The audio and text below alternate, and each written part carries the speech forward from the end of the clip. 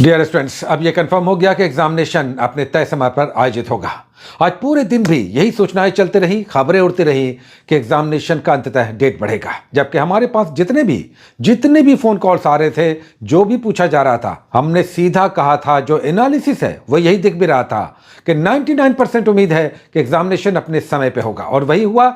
अभी थोड़ी देर पहले नोटिस आ गया है आयोग की तरफ से कि एग्जामिनेशन 13 तारीख को अपने तय समय पर आयोजित होगा। आप देख सकते हैं, यह है नोटिस, जिसमें साफ साफ लिखा गया कि उपर्युक्त तथ्यों के आधार पर स्पष्ट किया जाता है कि 4,80,000 अभ्यर्थियों के व्यापक हित में एकीकृत 17वीं संयुक्त परीक्षा अपने निर्धारित तिथि 13-12 तारीख को प्रथम पाली में 12 बजे आयोजित होगी।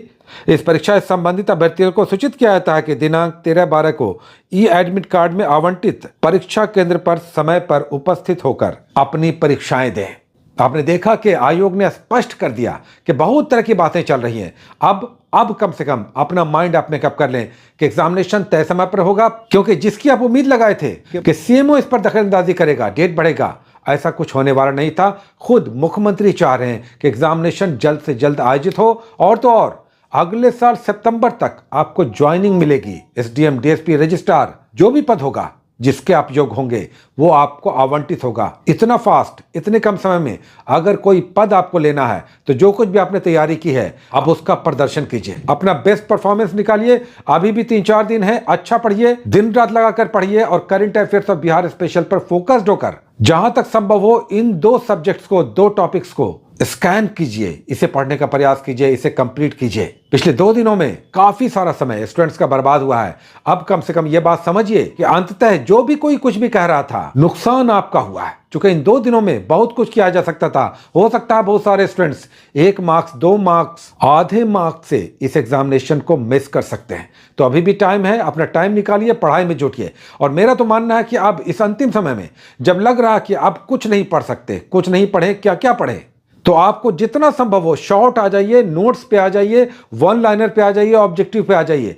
प्रैक्टिस सेट अब छोड़ दीजिए, प्रैक्टिस सेट अब एकदम मत बनाइए।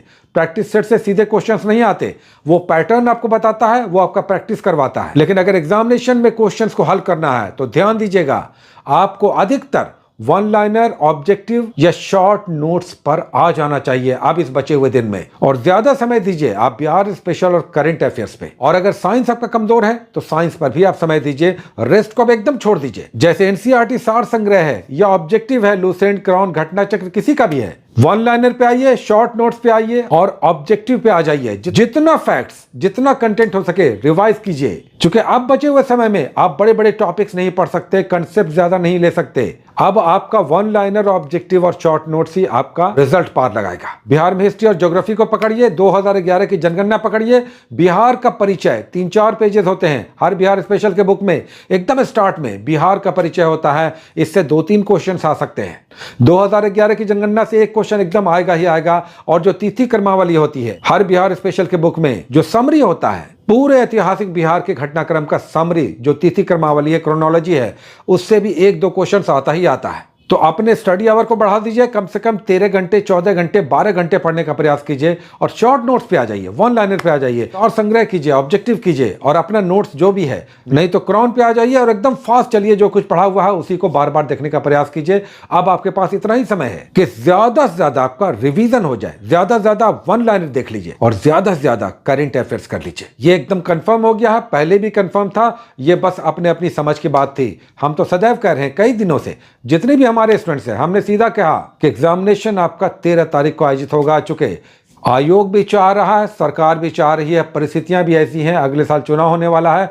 हर हाल में इस रिजल्ट को हर कोई भुनाना चाहेगा। तो आप सभी को बहुत बड़ा मौका मिल रहा है अगले साल सितंबर तक ज्वाइनिंग का, जिसमें आपके सपने पूरे हो सकते हैं। SDM, DSP, registrar, CTO, BDO, CO, ये सब न जाने कितने पोस्ट ऐसे होंगे जो आपका इंतजार कर रहे हैं। बस अब ध्यान एकदम मत भटकाइए, अपने टेबल पे बैठिए और पढ़ाई को इस तरह से कीजिए, मैक्सिमम फैक्ट्स आप ले लीजिए, मैक्सिमम रिवीजन आपका हो जाए, और करंट अफेयर्स को घोल कर पी जाइए जो भी आपके पास है। और याद रखिए, इसमें वार्षिकी का बहुत महत्वपूर्ण योगदान है। कोई भी ईयरली मैगजीन बहुत आपको हेल्प करेगा, चाहे सारा मंत्रिमंडल हो, चाहे जितने संगठन हो, चाहे जितनी महिलाएं हैं जो लोकप्रिय हैं, चाहे जितने विभागों के हेड हैं, युद्धाभ्यास है, साइंस एंड टेक्नोलॉजी है, आर्थिकी है और ना जाने कितने ऐसे फैक्ट्स हैं। ये ईयरली मैगजीन हर पेज आपके लिए एक क्वेश्चन तैयार करता है।